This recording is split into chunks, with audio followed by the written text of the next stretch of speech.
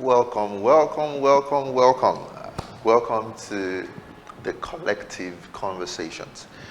Uh, my name is Nyojo Adegboye. It's been a long time coming. Um, it's been a long time coming that we have tried to find ways to be the change in the world.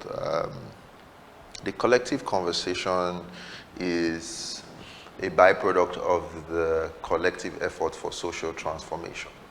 And we hope, uh, we, we've prayed, we've planned that, and we hope that we can start a brand of conscious reawakening for Africans that start with Nigeria.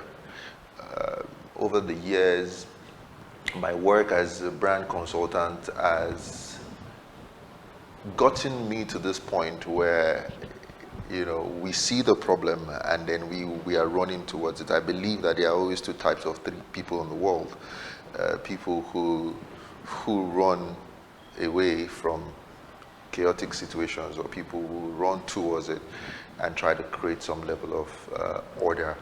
I want to believe that there are a lot of people out there in the world who belong to the later part, people running towards chaotic environments and chaotic situations to try to make sense of it and create some form of order. It's not news that Africa is where it is. It's not news that a lot of us believe that we deserve better. It's not news that there are so many people out there, so many individuals out there who are doing amazing stuff. So many Africans out there who are doing remarkable stuff, but who end up, being gatekept by people who are not even doing as much as they are doing. We hear stories all around the world of people that are dehumanized in airports, in different places, racism and xenophobias and segregations and all of those things that still persist, not because individuals are not remarkable themselves, but because they identify with a group of people. And that's the narrative that we are hoping that we can change with the collective effort for social transformation.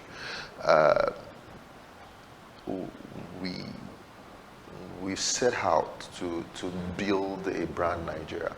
I was talking about my work as a brand strategist, brand development consultant. I've worked in that space for close to about 10 years now, and I realized that the critical problem that we need to solve is the consciousness of developing the brand Nigeria. The brand Nigeria, when you use that nomenclature, you will realize that there are so many things that goes into developing a brand. And a brand is not a logo, a brand is not a flag. If we're going to contextualize it in the frame of reference of a country, your brand is not your flag, your brand is not your anthem, your brand is not the color of the people in your country. Your brand is the feeling that you evoke when other people think about your country. With your brand, if you have a brand, and I call it, let me call a brand now. I'm going to call two automobile brands. I'm going to call Tesla, and I'm going to call Innoson Motors. Two different brands, two different places in the world. They both make the same type of product, which is the baseline. Countries have people in them. That's the baseline. But what is the brand of that nation? Right? And I think that is where we need to get to. Yeah, and a lot of things goes into building a brand. So what's the product like? What does a Tesla look like? What's the story behind the Tesla? How does it look? How does it drive? How does it feel? What category of people aspire to use that product? What category of people aspire to use, a BMW, a Volkswagen, an Innocent Motor, or a GAC, whatever it is? The brand is the feeling that you evoke when people mention, your name. So when you look across the globe and you see Africans begin to aspire into territories, their brand becomes almost a glass ceiling, where no matter how individually successful you are, you still get to be referenced with the collective that you come from, right? So it's sometimes behold that putting the cart before the horse is when you try to have independent individual success before you have a communal collective success.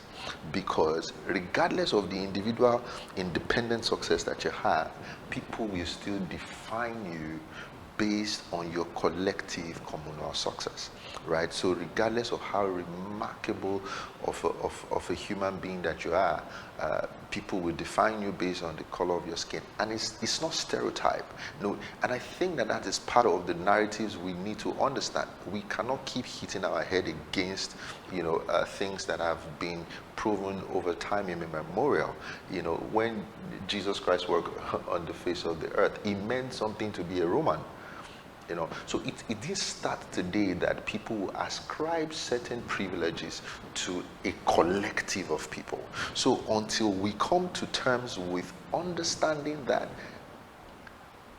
the brand starts with the collective, and the collective eventually gives power, to the individual, we would continue to put the cart before the horse. And that's why we've started the collective effort for social transformation. I always say that the battle might be political, and you have a lot of people speaking for the political space. You have a lot of economic analysts, and I'm not trying to be any of that. I'm not even trying to be an expert in social transformation. I'm just one guy who believes that running towards a problem can create a world of difference. And I want to believe that there's so many of you out there, there's so many people whose heart are yearning for change. And I want to call on you. I want to call on volunteers, whether you're a doctor, you're a pharmacist, you're a social worker, you work in tech, you're a graphic designer, you're a teacher. We need volunteers. We need to build systems that can be bottom up. There's so many fallacies in Africa, so many fallacies that we go by, maybe not so fallacious, but sometimes we think that the only way to solving a problem is top to bottom. There's also the bottom up, and that's what we believe that the collective effort for social transformation is trying to do. I mean, our aim is so very well spelled out in the name, the collective effort for social transformation. As I was speaking out, I've always had the analogies in part of some of our materials, the analogy of a broom. And the thing with the broom is that a stick of broom by itself you can do almost nothing with it. You take a stick of broom, and I think that explains very well the power of the individual versus the strength of the collective. A broomstick by itself is very weak. It can do very little. But once you put that different broomsticks together into a bunch, then the first thing is that it becomes unbreakable. So when you go out there, whether we are on social media, on whatever platform that we are on, in our local communities, when we don't bind together, whether at the level of a vision, at the level of a mission, at the level of orientation, then we stand alone. When we are divided by religion, when we are divided by tribalism, then we realize that we are standing alone, right?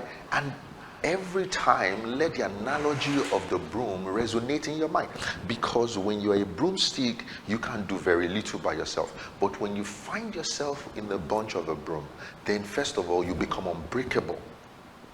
You can't, nobody, I don't know how strong men these days, I don't care how strong you are, you can't take a pack, a broom, what do they call it, is it a pack of broom now, but you can't take it and say you want to break it. It's not possible, no matter how strong you are. And then the second thing is that at that point the broom becomes useful. You can't take a stick of broom, a frond, I think it's a frond, you can't take a frond of a broom and then say you want to use it to clean the room. It's not possible. We get more useful to achieve impact when we come together. And I think it spells out what it's our name is about, the collective effort for social transformation. And we believe that social transformation is the war. I always say that, and I think that was where I got into the broom analogy, that there's so many political analysts out there's so many economics experts, so many people are venturing into tech, and you have legal luminaries here and there who believe that they can dissect and analyze and strategize and idealize what the problem of Africa is, by extension what the problem of Nigeria is. Very few people zero in on social. And I say that the battle might be political, the battle might be economic, the battle might be technological or legal, but make no mistake, the war is social. And until we understand that social transformation is the hallmark of what even every nation aspires to. I'm a Christian, so I'm going to make a lot of inferences to the scriptures and to the teachings of Jesus Christ. And you will see that even in Isaiah 61, he said, the Spirit of the Lord God is upon me to preach good tidings, to bind the brokenhearted. If you go down and read that scripture, there was nowhere where he said to make people rich. Almost every problem is solved was social. Every person he healed was social. The very few economic miracles Jesus did was probably when he went, there was the first one of the fish, when he was getting his disciples, it was an economic miracle, but they abandoned the economic part and says, let me make you fishers of men, because you said he went to the boat, and that singular what's it called now, miracle where they caught fishes changed the economics of that situation, because there was abundance of fish. They were not going to give it away, by the way, they were going to sell it. But immediately when there was abundance of fish, Jesus Christ told the disciples, leave this economic thing, come, let's go do some social work. Right? And that shows you that it is the lives of people. When you think about why governments, why nations go to war, it's for the lives of people. Right? It can't be for wealth. Yes, eventually they want the wealth to be able. What do we need the wealth for? To advance the life of people. What do the nations of the world, what do they kill other nations for? Is to get wealth so that their own people. You can't see a nation going to war, committing genocide. I don't want to be controversial, but civilization as we know it today was built on genocide. The genocide of decimating a people to build another people. And that's what we Africans cannot get over, by the way. We can't get over the ills that was done to us, because we know that we require some form of pacification, or if I can use that, so that we can come to the level. That's not going to happen, but I don't want to jump ahead of myself. So, we've started the collective effort for social transformation, and we're hoping that we can zero in on the brand Nigeria, zero in on the brand African, and help reorientate minds. And that's our mission. We want to be able to help reorientate minds. We want to give people the opportunity to live their highest level of life. Whatever it is that would constitute to us gaining entrance into the mindset of the population, the critical mass of the population, Now, for you to have an avalanche, you know that you have to have a critical mass. And what we are hoping for is to be able to get, to that point and gain entrance into the minds of the population. And at that point, we know that when there is a reorientation on how we see things, then we can begin to actualize what it is that we are truly supposed to be. I dare say to you that the battle is not, just creating order or having an organized society. It's for civilization. And civilization will always happen in dispensations. There was a civilization there was before the modern civilization that we know that existed. There have been several civilizations. At the time, Africa was the most civilized place in the world, where they built the pyramids of Egypt. But those dispensations were done, and then dispensations will continue to evolve. So how do we want to play in the dispensations that are coming? And that is the point that we must come to as a people, to organize our mindset for the civilization that is coming. And that's why we started the collective effort for social transformation. Our vision, our mission, and all of that, there's so much to unpack, and I think that in coming weeks we will be able to do that. But this is just an avenue to share thoughts, to share the opportunities, to share the stage with different men and women out there who carry the same burden, who are able to now come together and form a band of collective to build institutions and systems that can reproduce after the type of outcomes that we want. And one of the methodologies that we have chosen to use is advocacy. And that's why we are starting the collective conversation. The advocacy of making sure that we continue to send out information. If you're very observant, you will realize, and if you have not realized, it's not because you are not observant. If you're observant, you will realize that there is a revival. And when I say that in terms of religious and even in the social space. And revivals always precedes Renaissance, and Renaissance always precedes reformations. At the time, I think about 3 or 4 or 5 years ago, there was an inflow of master class. Everybody was doing master classes. And today you will see events all over the place. At the time, I was telling some of my colleagues, I said, the governor of Lagos State, how does he do it? Does he have time to do other things apart from attend, these conferences and summits and all of that? But you see that those are dispensations, because those renaissance, those proliferation of knowledge, increase in the body of knowledge, is what precedes reformation. So if you don't go through these stages, you will realize that, as we go through these stages, let me rephrase that way, as you go through these stages, you will now realize that we come to a place where reformation is now easy. One of the other reasons we have started to use this platform is to have a voice too, so that people who are calling for a revolution are not the only ones who are going to have the media. We particularly, and I believe that there are so many people like that of the same mindset. It takes so much to build and very little to destroy.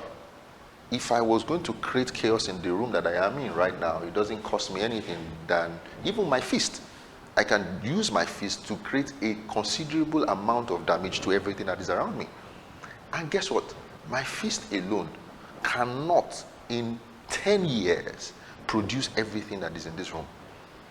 The camera that I'm speaking through, it takes very little to destroy, but so much to create. And when we go on social media today, when we go out there, every person that has a platform almost is speaking in a destructive manner. 80% of everybody that is out there, they are either angry, they are hungry, or they just want to create some form of anarchy in the space. And so if those of us who are of the reformation mindset do not begin to take calculated steps to make sure that we come together as a band. We will wake up one day and the whole place will be taken over by weeds. Will be taken over by people who are calling for go and look at history and find out. Tell me one place where they had a violent revolution. We're not talking about an intellectual revolution now, or where they had a violent takeover and they were able to build back from it easily. It doesn't serve anybody, right? So there's so many case studies, and like I said, there's a lot to unpack. So this is just how will I put it, a teaser to what is coming, because we hope to start a religion, if I can use that word, if I can borrow that word. We hope to start a religion of social transformation, where we can come in every week and push the boundaries of knowledge in the direction of reformation, where we can come in for social intervention. Now, not just hand down, but building systems that build institutions. Because when you build systems that build institutions, then the impact is reproducible. If you get to a point where you do something and that thing cannot produce after its kind, and that's the beauty of, even the faith that we have, the religion that we practice. There are so many things that we get taught in religion, but sometimes we cannot interpret it in our day-to-day life, because the language of our guiding document, which is speak from my religion, the Bible, was not even written in the dispensation of this day.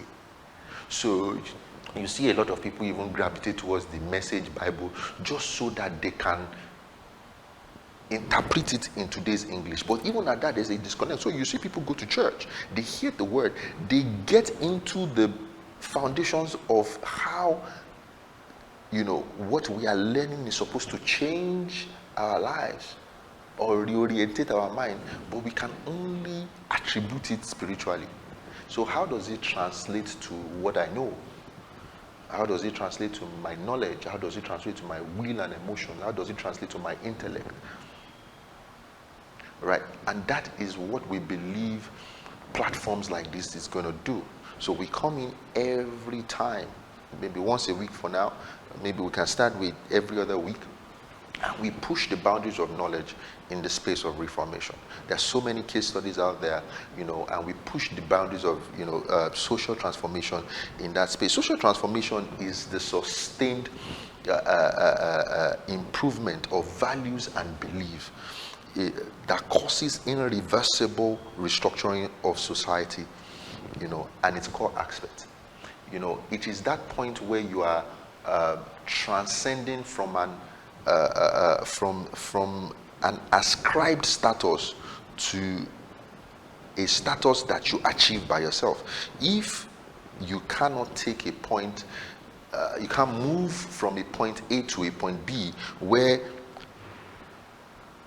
people see your brand in a way, but that they see it, and you cannot move it to a point where you have now achieved, you have documented in their mind how you want them to see your brand, then we cannot say that we are socially transformed, right? So that's exactly what we want to do with social transformation. We want to be able to clinically go for people's values. We want to clinically go for people's orientations, people's beliefs, right? And tackle whatever trauma is there. Tackle whatever restrictions is making us have terrible work ethics. For example, there's this level of genialness that you get, the lack of excellence. These are things that start from the core, from the inside. Ostentatious living, so many ills that we need to tackle. And make no mistakes, this is not a sprint. This is a marathon. By very easy deduction, this is a 40-year journey. It's a transgenerational journey. And I think that is one of the things that we have not been able to articulate properly to ourselves. We sell hope in the doses of, what will I call it now? We sell hope in the doses of aspirin, where if it doesn't work after 2 days, consult your doctor. We're going to transform Africa. It's going to take 2 years. It's going to take 30 years. And it can be done. But the point is, we always think it's just one election cycle, and that's where we get it wrong, because you see, our hope gets dashed again. And that's why I said the battle might be political, it might be economical. So everybody moves to tech today with the hope that, oh, they're going to make a lot of money, and when it doesn't work, we run out of the country and call it Japa. And it's been like that for years. It's been a vicious cycle. I heard that the generation before us, it was called the Andrew is checking out. Now it's Japa. You know, I was reading the scriptures, which one, you know, reading the scriptures, I saw it somewhere in Romans, when I think it was towards the ending of Paul's missionary journey, where he had to appear before, before he appeared before Caesar. He had to appear before some guy, I can't remember right now. But where I was going to, and I think I'll find it the next time, I'll find it. It was not Pilate, it was someone. He said, so Paul had this thing. Paul had this thing where he would use his Roman citizenship as a joker. So you will go, and maybe when you are trying to attack him and he sees that he cannot get past, he will tell you, I'm a Roman citizen, because you dare not touch a Roman citizen. You dare not. You know, and you know, when they were going to probably lash him, and he now told the guy, he said, do you know I'm a Roman citizen? The guy said, Roman citizen, I obtained it with much wealth. So the guy that was there ready to judge him, maybe that made him a provincial head or something, obtained his own Roman citizenship with a lot of money. So when you see people today migrate to places just because they want to be ascribed with a collective, it didn't start today. And this was over 2,000 years ago. So we are not dealing with new sets of rules. And those that have mastered these rules have mastered it to their own advantage. My question to you today and to me is that, when are we going to calm down to master the rules? And the truth of the matter is, because there is someone there does not mean that you can also aspire there. Look at the world today. Look at the divisions of the world. Look at the world powers. Look at and let me, I'm sure we all know that the new world order is already evolving. The world as we know it today will not be the same way 10 years now. From now, a new civilization, a new order will come. And how do we want to play in that space? Right? So I think I have been able to, you know, create some form of framework on why we started the collective efforts for social transformation. If we cone it down to our day-to-day lives and what we see on our roads and the way we live, you will realize that there is a degenerate in the rule of law. We do not have, you know, respect for the rule of law. We do not have respect for one another. We do not have respect for our environment. And I'm going to pause on that environment thing for a minute before I talk about the other two objectives of the collective, because the objectives of the collective effort is respect for the rule of law, respect for the environment, respect for one another, all embodied in love for country and good speech. If you connect the dots together, you will realize that once we have respect for the rule of law, a lot is going to happen. Once we have respect for one another, once we have respect for the environment, and we are able to connect it all together with, you know, love for country and good speech, we are on the track to making great our nation. And I wanted to pause for, you know, for the environment for a minute before I round up, because for all purposes and intent, this is let's call it a meet and greet, because we're going to be here for a long haul. We're going to invite speakers. I'm not an expert. I'm going to put out a disclaimer. So I'm not an expert I won't call myself an expert in even any of this field. I am just someone who is burdened by purpose that we have to do something. We cannot let our environment be taken over by anarchy. We cannot let our environment be taken over by anyhowness. Someone's going to have to do something about it. And I want to believe that that person is you. So yes, we're using this opportunity to call in for volunteers. And I want to invite you to our collective conversations every other Sunday for now. We'll put out the flyers out there. We'll put out the topic, the flyers, we'll put it out there. We hold it now at the Eridan space at plot A, Latif, Obafemi Awolowo, yeah. Plot A is just at the corner piece of Latif Jakonde, that's Agidingbi, just next to Coca-Cola. It's called Oluwalogmo House, plot A, Obafemi Awolowo Road, Alausa Ikeja. I want to invite you on Sundays, 4 p.m. to 5 p.m. Let us unpack and unbundle what we need to do as a collective to put Nigeria in the right place where we need to, what we need to do to build systems that can push institutional change, that can push reforms. And that's why we need our sociologists, we need our anthropologists, we need to do research, we need to conduct audits into how people think. You will be shocked that we always just think that things will happen by themselves, and that's not how things are supposed to do. That's not how things work. So we want to be able to come to terms with what we need to do, in times like this. And I was going to say something about the environment, and I think I'll round up. I think from next week we'll begin to go into the vision of the collective, the mission, the core methodologies that we have designed to be able to create social impact, and we'll be able to systemize interventions. With interventions, we see a lot of interventions. In fact, in the recent report that was published, Nigeria was number one in the nation that gives the most. So we understand philanthropy, and we understand volunteering. How do we organize these two pillars to build a system that can change things around? You see a lot of people criticize the church, and sometimes I just laugh when the thing that we're supposed to be learning from, we criticize it. The church is one of the elements, one of the institutions that works. Government is supposed to go and look at the church and say, guys, go and study these people. How do they do these things? Do you ever wonder? You see a lot of people come and they criticize.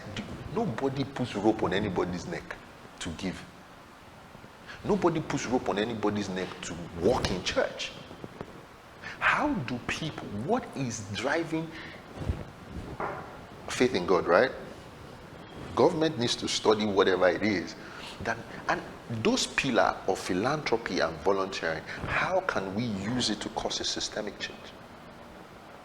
Right? So we want you all guys to come in. So if you're a teacher, we want to be able to zero in on education. And by the way, I think that from next week we will begin to talk more into all of the pathways, the pipelines, the intervention programs that we have designed. I think already for this year we have the Student Week, which is the educational convention for Nigeria. We strongly believe in that platform to reform the educational space, and we know that once the educational space is informed, everybody, because in 20 years, anybody that is 20 years old will be 40. In 20 years, anybody that is 10 years old will be 30.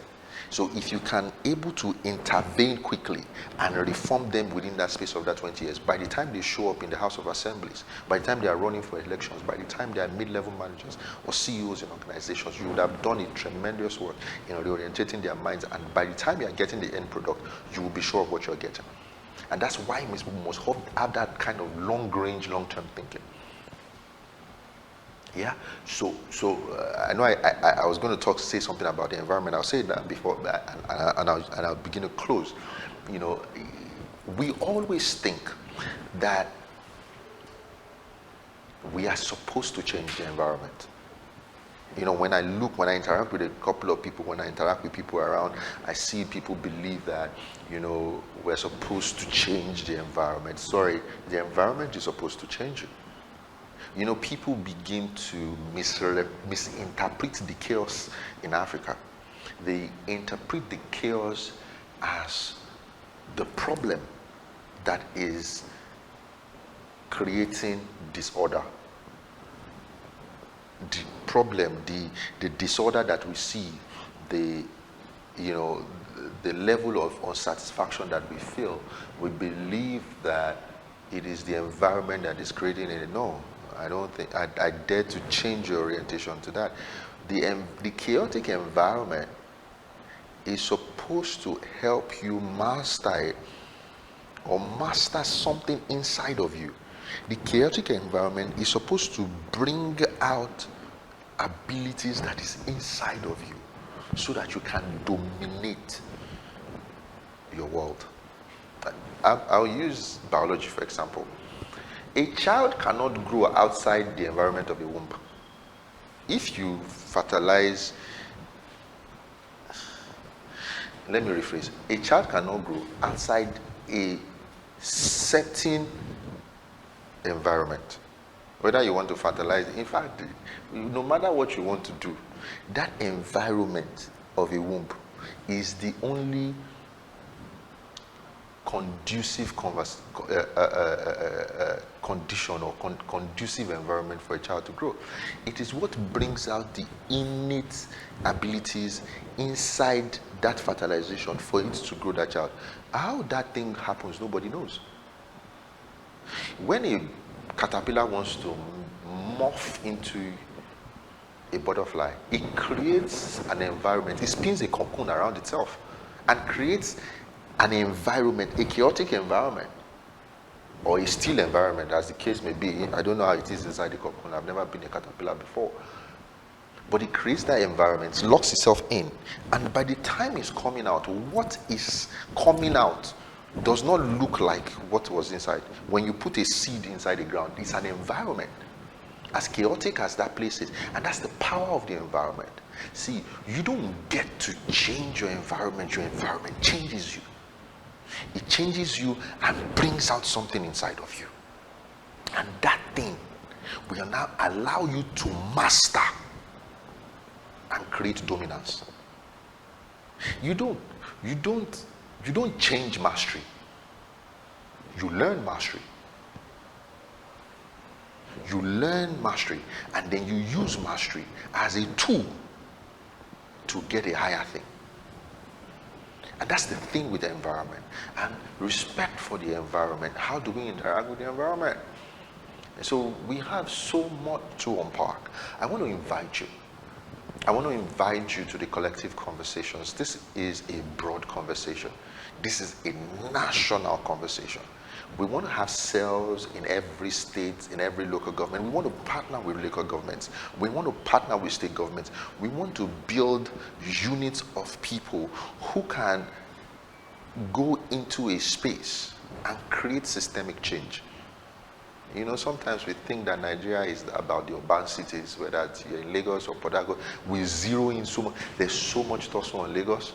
Oh, Lagos is a no man's land. What about our neighboring states? What about the rural areas? And also sometimes, tremendous work that the Lagos State government is doing, by the way, tremendous work that the Ministry of Environment and the commissioners are doing. But sometimes I ask myself, this thing is it really sustainable? Because there's no systemic change. Lock up everybody that is throwing trash on the road today. They will come from another state because the orientation in another state is different. Just our neighboring states here, I went to another state today. I was in a neighboring state today.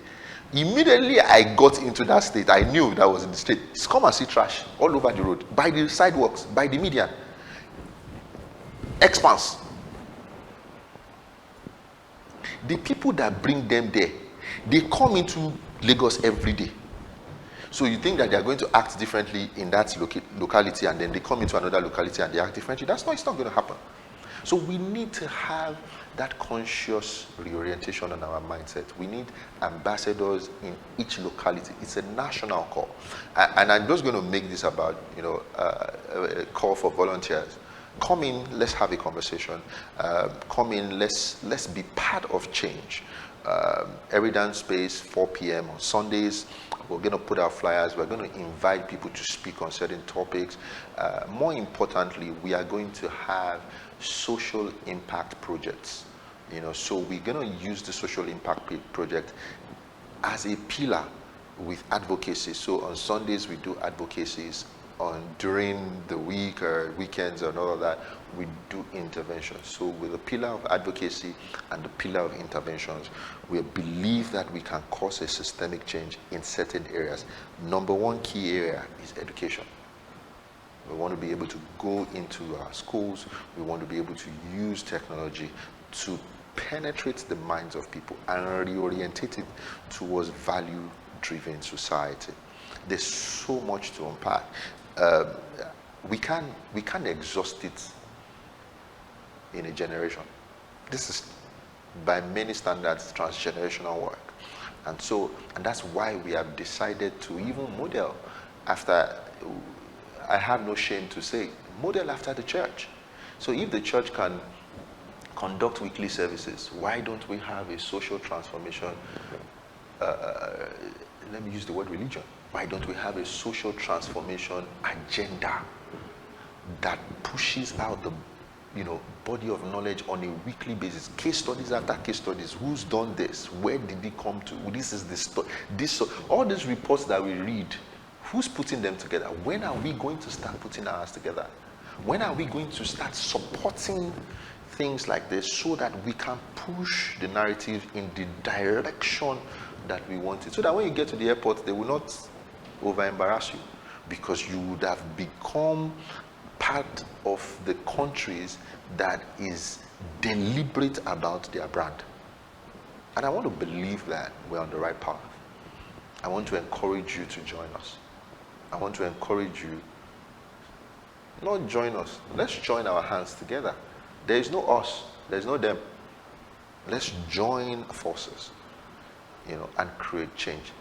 Thank you for joining in today. I barely went a fraction of my notes, and like I said, it's something that there's so much to unpack.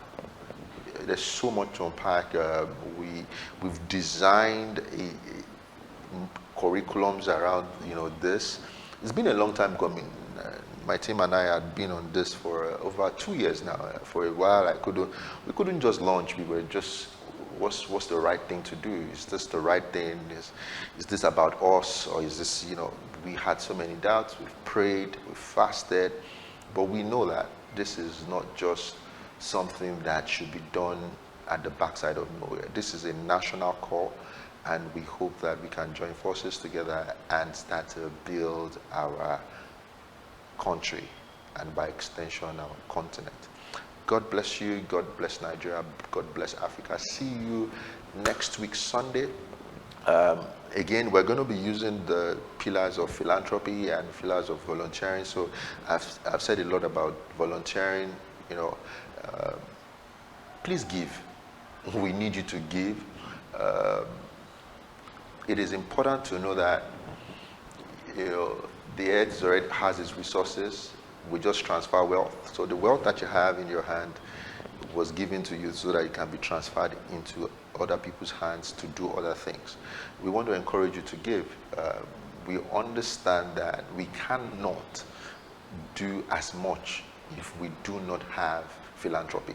And I think the richest people in the world, they understand this.